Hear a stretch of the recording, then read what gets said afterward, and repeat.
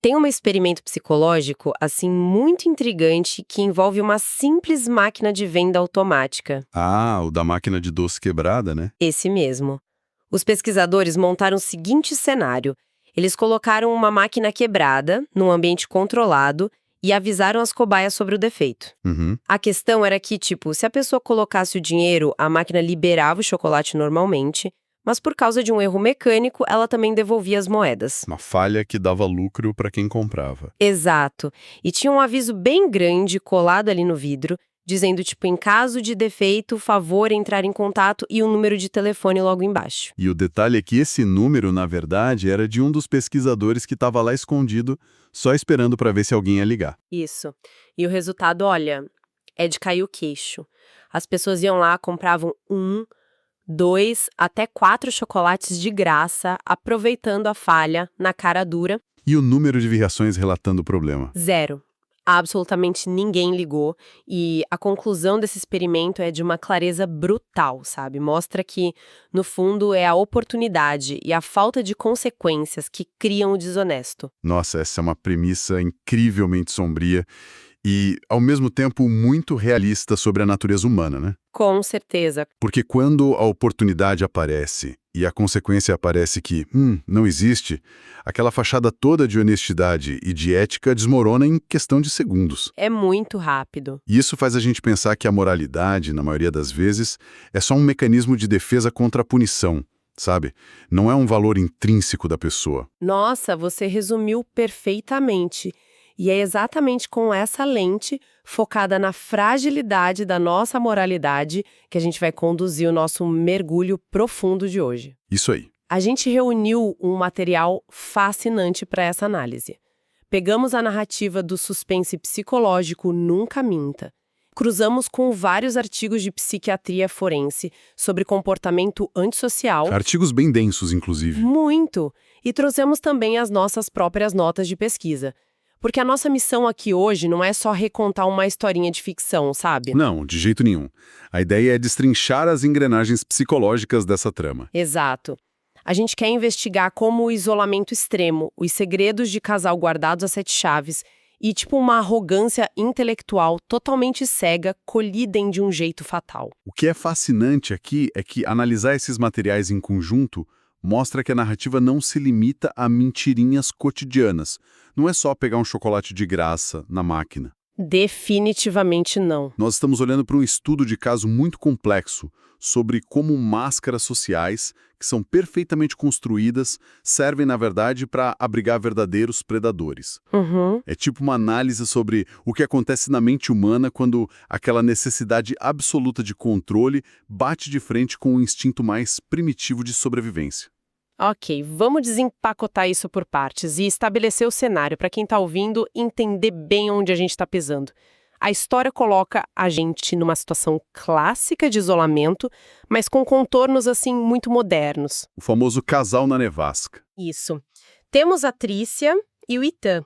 Eles são recém-casados, estão juntos há, tipo, 6 meses só, estão bem naquela fase de lua de mel, rodando por aí para tentar achar a casa dos sonhos para comprar. E aí vem a tempestade de neve implacável. Pois é. O carro do Itan é um veículo de luxo super caro, mas com tração zero para aguentar a neve. Eles ficam totalmente atolados, sem sinal nenhum no celular. Aquele pesadelo moderno. Total. E aí a única opção de sobrevivência é buscar abrigo a pé na propriedade que eles tinham acabado de agendar para visitar. Só que não é uma casa qualquer. É uma mansão remota gigantesca. Que tem toda uma aura de catedral abandonada, né? Nossa, sim! E ela pertence a uma figura muito peculiar.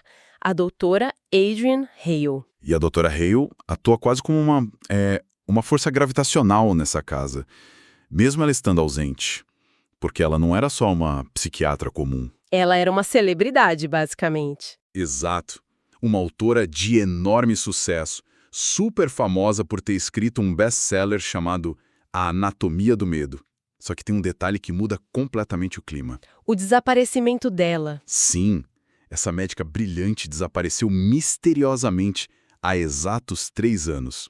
E a casa ficou lá, intocada, acumulando camadas e camadas de poeira e muito silêncio. Dá um arrepio só de imaginar. E se a gente for pensar na psicologia do ambiente em si? Essa atmosfera opressiva do lugar reflete a própria mente complexa da psiquiatra. O ambiente isolado vira uma panela de pressão. Obriga os personagens a confrontarem a tempestade lá fora e os segredos lá dentro, né? Isso mesmo. A estrutura da casa esconde coisas muito sombrias. E a decoração também não ajuda nem um pouco a acalmar os nervos. Tipo, logo na sala principal tem um retrato gigantesco, hiperrealista da Adrian. Pendurado bem em cima da lareira. Com os olhos verdes muito intensos, que parece que estão julgando cada passo de quem anda pelo cômodo. Eu ficaria apavorada. O clima é de pura tensão. Mas a situação toma uma proporção absurda mesmo quando a Trícia, tentando se distrair daquele frio congelante e da claustrofobia, começa a bisbilhotar a casa. Quem nunca, né? Pois é. Ela vai até uma estante imponente que tem no escritório, tenta puxar um exemplar do livro O Iluminado, do Stephen King. O que já é um baita presságio, diga-se de passagem. Maravilhoso, né? E quando ela puxa o livro, ela escuta um clique mecânico. A estante inteira se move e revela uma sala escondida. Tipo, do tamanho de um closet grande, forrada do chão ao teto com fitas cassete. Milhares de fitas. Milhares.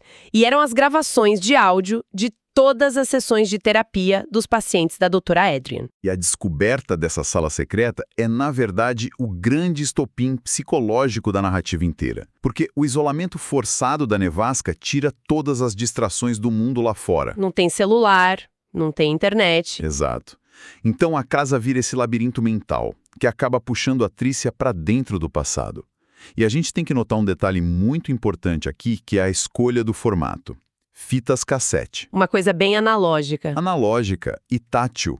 A fita magnética parece guardar o peso das vozes reais, sabe? As respirações vacilantes, as emoções cruas das pessoas.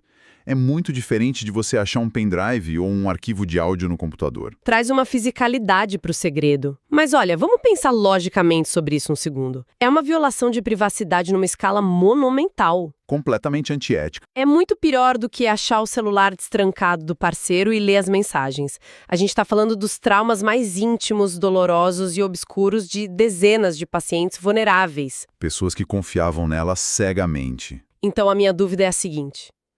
Se a doutora Hale era uma especialista tão renomada, tão rica, no topo da carreira mesmo, por que diabos ela precisava construir uma sala secreta, pique covil de vilão do Batman, para esconder fitas? Não parece bater com a imagem pública dela. Não faz o menor sentido, do ponto de vista médico. Realmente não faz sentido sob a ótica médica, mas faz todo o sentido do mundo sob a ótica da vaidade. Vaidade. A resposta para isso está muito enraizada numa necessidade patológica de controle que ela tinha. A doutora Adrian, ela se enxergava como uma espécie de detector de mentiras humano, e infalível, tá? Nossa. Nos materiais clínicos e de pesquisa que a gente analisou para pautar essa discussão, fica muito claro. Ela afirmava publicamente que máquinas de polígrafo têm uma margem de erro gigantesca. Mas a percepção dela... Quase absoluta. Que arrogância, meu Deus. E aí que tá, ela não gravava aquelas sessões por um zelo terapêutico para ouvir depois e ajudar o paciente a melhorar. Ela gravava por uma arrogância intelectual tremenda. Para provar que ela estava sempre certa. Exatamente. Aquela sala era tipo um altar dedicado ao próprio ego dela. O sigilo médico não importava nem um pouco. O que importava para ela era registrar o quão brilhante ela era desmascarando a fraqueza dos outros. Caramba! Então, no fim das contas, ela não colecionava histórias clínicas, ela colecionava troféus. Troféus de superioridade. E é exatamente essa arrogância desmedida que acaba desenhando a queda dela, milímetro por milímetro. Porque a Trícia, ali na casa, escondida do marido, acha um toca-fitas e começa a ouvir as gravações de forma compulsiva. É impossível parar de ouvir. E a gente passa a escutar junto com ela. A gente é jogado 3 anos no passado e vai descobrindo quem realmente era a doutora Adrian por trás daquela fachada toda de autora de best-seller. E aí entra um personagem crucial. Sim. O grande catalisador da ruína da psiquiatra é um paciente identificado na fita apenas como EJ, o Edward Jameson. Um perfil bem complicado. Muito. O cara é rico, extremamente mimado e com os traços cristalinos de narcisismo. E o detalhe é que as sessões, que eram caríssimas, eram pagas pela mãe dele. E a dinâmica dela com esse paciente, o EJ, é justamente onde a teoria psicológica da doutora falha na prática de um jeito desastroso. Por quê? Porque o AJ representa uma ameaça totalmente imprevisível para ela. Quando a mãe dele percebe que a terapia não está dando em nada e corta a grana, a Adriane tenta dispensar ele de um jeito muito pragmático. Como qualquer profissional faria, né? Dá o encaminhamento para outro médico. Pois é, o problema é que, para um indivíduo com um transtorno de personalidade narcisista, como todas as fontes indicam que o AJ era, essa rejeição clínica não é lida como procedimento padrão. Ele leva para o lado pessoal. Muito. É processado como um ataque intolerável, uma injúria narcísica, como a gente chama na psiquiatria, e é bem nesse momento de vulnerabilidade emocional de ambas as partes que o acaso entra em cena para destruir tudo. Nossa, e bota destruição nisso. Porque a Adriane tem um daqueles dias em que literalmente tudo dá errado. A tempestade perfeita. Ela está atrasadíssima para um trabalho voluntário numa clínica beneficente, o nível de estresse está no teto e, do nada, um motorista num carro vermelho corta a frente dela de forma bizarra e rouba a última vaga do estacionamento. Imagina a raiva. Num lapso total de controle, e lembrando que a gente está falando da mulher que ganha rios de dinheiro ensinando controle emocional, ela pega uma ferramenta no porta-malas e fura os pneus do carro do sujeito. Um surto completo. E qual é o grande pesadelo? O EJ, o paciente que ela acabou de rejeitar, estava por acaso naquele estacionamento, viu tudo e filmou com o celular a médica brilhante cometendo um ato de vandalismo, totalmente desequilibrada. É o fim da reputação dela. Sim. De um segundo para o outro, a psiquiatra inabalável vira refém de um chantagista. E ele usa esse vídeo primeiro para exigir sessões de graça e depois começa a assediar ela, exigindo favores íntimos. É uma escalada de abuso muito rápida. Mas olha, aqui a coisa não bate muito bem para mim. Eu vou fazer o papel de advogada do diabo agora. Manda. Ela é uma autora rica, famosa, tem recursos infinitos praticamente, advogados e tudo mais. Por que ela simplesmente não vai na delegacia? Ela podia muito bem denunciar o cara por perseguição e chantagem. Por que uma mente tão brilhante se deixa encurralar de um jeito tão, sei lá, tão primário? Olha, essa é a grande charada psicológica da Adriane. E a resposta, segundo a análise forense, está no conceito de dissonância cognitiva e, principalmente, no pavor da perda de status. Status importa mais que tudo. Para ela, sim. A vulnerabilidade dela não era a lei, a justiça, era a reputação. Pensa comigo, o império literário inteiro dela, os milhões que ela fez, tudo foi construído em cima da ideia de que ela dominava a anatomia do medo e entendia o controle da mente humana. Se o vídeo vaza... Se o vídeo vaza para a mídia, ela não ia só pagar uma multinha por furar pneu. Ela seria exposta como uma fraude instável. Uma hipócrita que não consegue controlar a própria fúria no estacionamento. A carreira ia pro ralo. Pro ralo. E para alguém cujo ego é literalmente do tamanho de uma sala cheia de milhares de fitas, a destruição pública é um destino muito pior do que ser presa. Então, para tentar manter essa fachada de perfeição, ela cede ao controle do AJ. É de uma ironia palpável, né? A grande especialista em medo virou prisioneira do próprio pânico. Exato. E para tentar resolver essa bagunça toda que ela mesma criou, ela toma uma decisão que cruza de vez todas as linhas da ética. Ela envolve o Luke. O coitado do Luke. Sim. O Luke é o técnico de TI daquela clínica voluntária. E ele é descrito na história como aquele cara genuinamente bom, inocente, meio desorganizado, mas que tá sempre ajudando todo mundo. O típico cara legal. Ele acaba ainda instalar um sistema de segurança na casa da Adriane e os dois começam a namorar.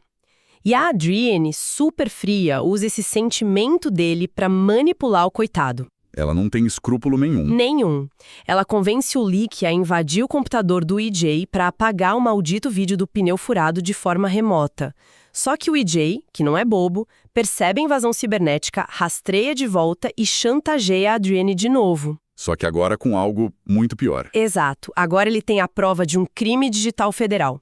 É um efeito dominó absoluto que destrói o namoro dela com o Luke e deixa ela ainda mais isolada e encurralada. O que nos leva a observar como essa narrativa inteira utiliza o trauma das pessoas, não como um caminho para a cura, que é o que a gente espera no ambiente de terapia, mas como uma arma de destruição mútua, sabe? Todo mundo usando o ponto fraco do outro. A Adrienne instrumentaliza as pessoas em volta dela, porque, no fundo, ela enxerga os outros como peças de um tabuleiro, não como seres humanos de verdade. Isso é bem perturbador. É essa mesma lógica fria que acaba preparando o terreno para a maior reviravolta de toda a história. Nossa, sim, isso joga a gente direto pro ponto de inflexão da trama.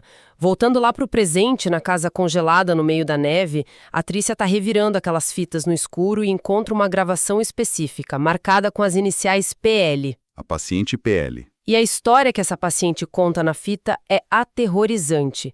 Ela relata que estava num chalé super isolado na floresta com o noivo e duas amigas. Aí, no meio da noite, um suposto serial killer mascarado invade o lugar e massacra todo mundo. Um verdadeiro banho de sangue. Isso. E deixa só ela viva por um milagre. Foi essa tragédia da paciente PL que inspirou o grande livro de sucesso da Adrienne, inclusive.